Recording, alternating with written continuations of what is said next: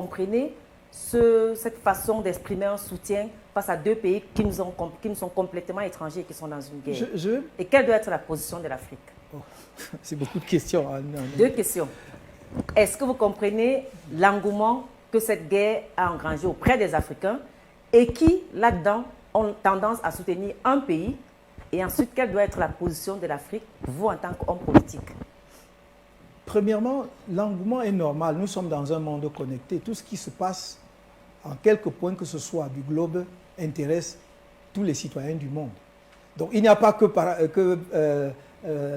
la guerre en Ukraine qui intéresse les Africains. Vous avez vu qu'il y a plein d'autres sujets. S'ils s'intéressent à la Champions League, ça ne pose de problème à personne. Pourquoi lorsqu'ils s'intéressent à l'Ukraine, ça semble poser des problèmes? Non. Je pense qu'il est tout à fait normal que les Africains fassent leurs commentaires sur une situation de guerre. Et ce n'est pas n'importe quelle guerre, ce n'est pas n'importe quel conflit. C'est quand même un conflit qui implique une puissance nucléaire et pas des moindres. Un des membres permanents du Conseil de sécurité. Et donc, c'est tout à fait que les Africains soient attentifs. Mais personnellement, je ne voudrais pas que les Africains soient entraînés dans une guerre qui se passe à des dizaines de milliers de kilomètres du continent africain, où les enjeux ne sont pas des enjeux africains, où les intérêts ne sont pas des intérêts africains. Les gens qui ont déclenché la guerre, comme ceux qui soutiennent d'autres partis, savent pourquoi ils le font. Nous ne pouvons pas être, j'allais dire, des suiveurs dans le jeu de la géopolitique mondiale.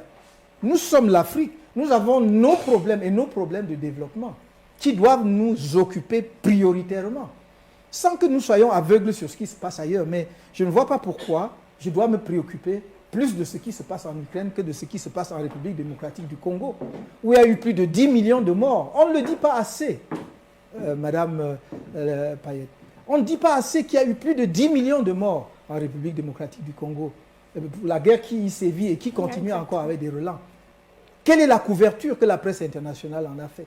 Moi, j'ai un rapport des Nations Unies où on a identifié les entreprises occidentales, y compris certains pays occidentaux, qui alimentaient la guerre pour exploiter les ressources minières du Congo. Qu'a-t-on fait? A-t-on jamais pris une décision contre eux? Donc, je ne voudrais pas que l'Afrique se laisse entraîner par émotion ou par je ne sais quoi.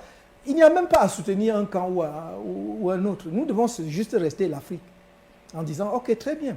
On a fait 2 guerres mondiales. Aucune de ces guerres n'était des guerres africaines. La première guerre mondiale, c'était en Europe. Les Africains sont allés mourir là-bas. La deuxième guerre mondiale, c'était en Europe. Les Africains sont allés mourir là-bas.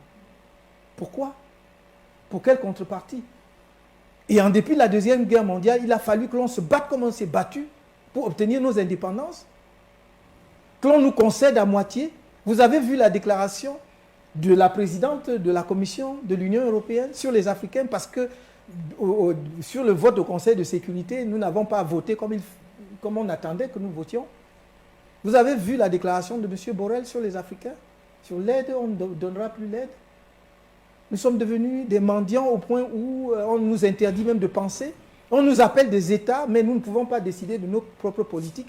Je crois qu'il y a un problème. Il faut que nos amis, quels qu'ils soient orientaux ou occidentaux, apprennent à nous respecter un tout petit peu. Même s'ils nous trompent, mais qu'ils nous trompent avec la manière. Ce n'est pas comme ça. On ne peut pas tout le temps, justement, nous malmener de cette façon-là. Vous ne pouvez pas mener la politique que vous voulez parce que ça doit être dicté. Vous ne pouvez même pas penser une seule seconde. On nous blâme, ou en tout cas certains pays africains, d'avoir voté d'une certaine manière et publiquement. Même, ce n'est même pas diplomatique. La diplomatie aurait voulu justement qu'on les touche d'une certaine manière pour dire, mais enfin, on aurait pu. Mais on sermonne comme un maître qui sermonne un écolier ou un élève.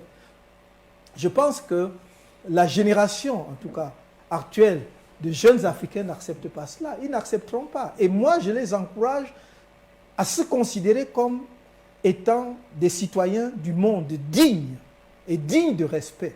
Et qu'ils doivent se battre pour que leur continent attire le respect qu'il doit avoir. Et on ne peut l'avoir, comme je l'ai dit tout à l'heure, qu'en maîtrisant la science et la technologie qui est vecteur du développement économique.